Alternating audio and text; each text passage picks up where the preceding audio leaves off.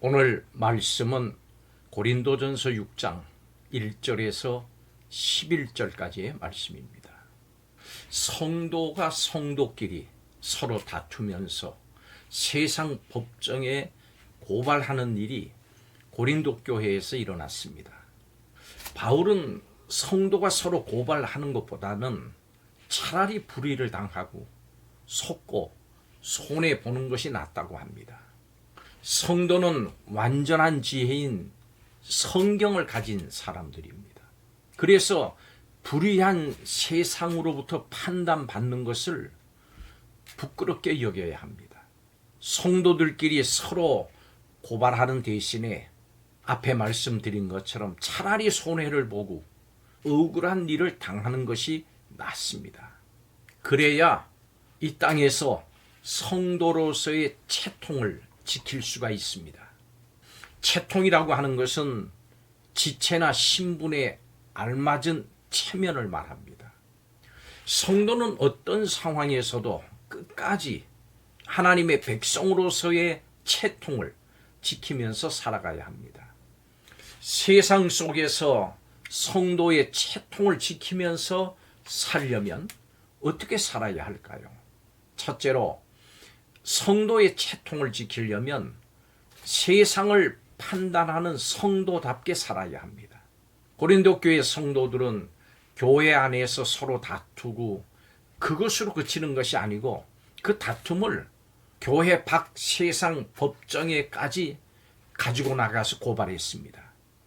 교회 안에서 다투는 것도 모자라서 세상 법정에서 하나님의 법이 아니라 세상의 법으로 판단받으려고 하는 것은 참으로 부끄러운 일입니다. 주님이 오히려 그들에게 세상을 판단할 지혜를 주셨음에도 세상으로부터 판단을 받으려고 한 것입니다.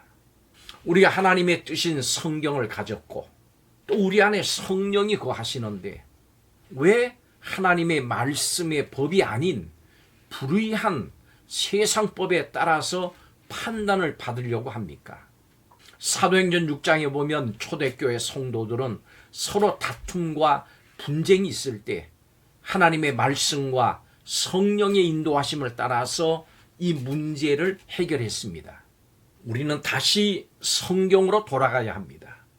성경은 우리의 삶의 기준이고 원리입니다. 학교 생활, 결혼 생활, 직장 생활, 가정 생활, 모든 관련된 문제의 해답이 성경에 있습니다. 성도는 말씀을 통해서 성도의 권위를 회복해야 됩니다. 성도는 성경을 통해서 하나님 뜻을 분별하고 그 모든 문제를 해결해야 합니다. 두 번째로 성도의 채통을 지키려면 불의가 아니라 사랑으로 행해야 합니다. 고린도 교회 성도들이 세상 법정에 고발한 대상은 하나님을 아버지로 고백하는 그들의 형제들입니다. 고린도 교회 성도들은 사랑의 대상이어야 될 지체를 싸움의 대상으로 삼았습니다.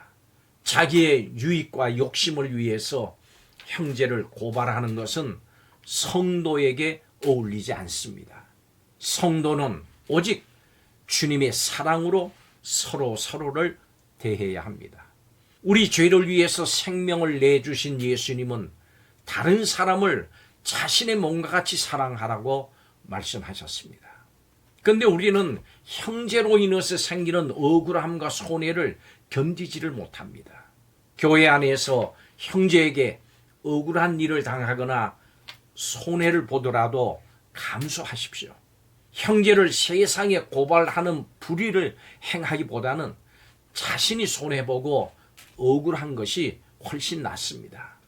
1만 달란트를 탕감받은 우리가 1만 달란트와 비교조차 할 수 없는 적은 돈 100데나리온 빚진 형제를 용서하지 못한다면 어떻게 되겠습니까? 성도는 자신의 형제된 사람들을 위해서 손해도 감수하고 또 용서해야 합니다. 그들은 주님이 핏값으로 사셔서 하나가 되게 하신 형제입니다. 교회 안에 주님의 사랑과 용서가 넘쳐야 됩니다. 하나님께 주신 가장 큰 계명은 이웃과 형제를 사랑하는 겁니다. 성도는 하나님께 사랑하는 마음을 주시기를 간구해야 합니다. 성도는 하나님 나라를 유업으로 얻을 사람답게 사랑으로 채통을 지키며 이 땅을 살아가야 합니다. 마지막 세 번째로, 성도의 채통을 지키려면 거룩하게 살아가야 합니다. 우리는 이전에 불의를 행하면서 하나님의 영원한 진노를 받아야 할 그 사람들이었습니다. 세상 사람들은 여전히 여러 가지로 죄악을 저지르면서 하나님 나라와 상관없이 살아갑니다.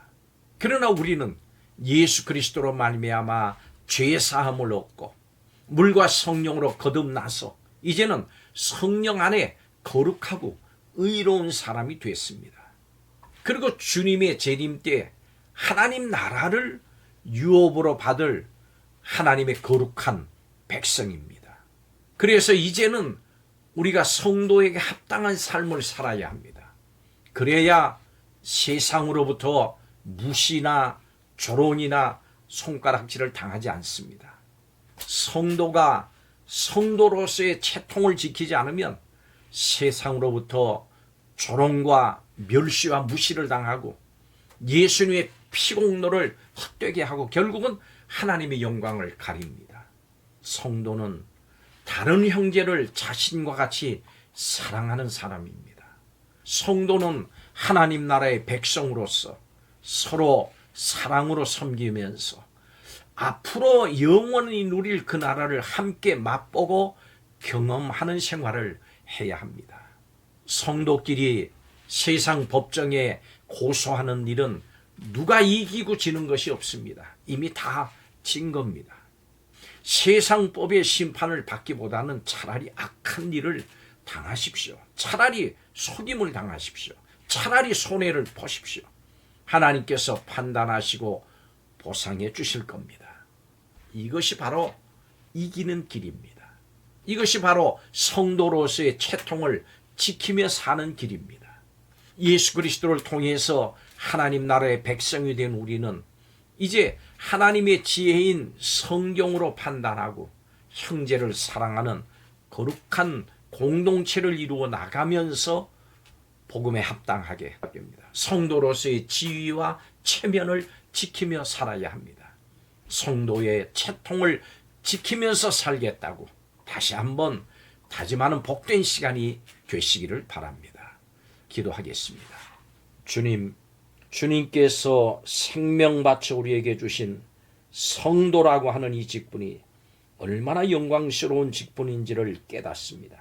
내 자신의 이익이나 자존심 때문에 이 귀한 이름이 세상에서 더럽혀지지 않도록 더 깊이 사랑하면서 거룩하게 살기를 힘써서 성도의 채통을 지킬 수 있는 삶이 되게 하여 주옵소서.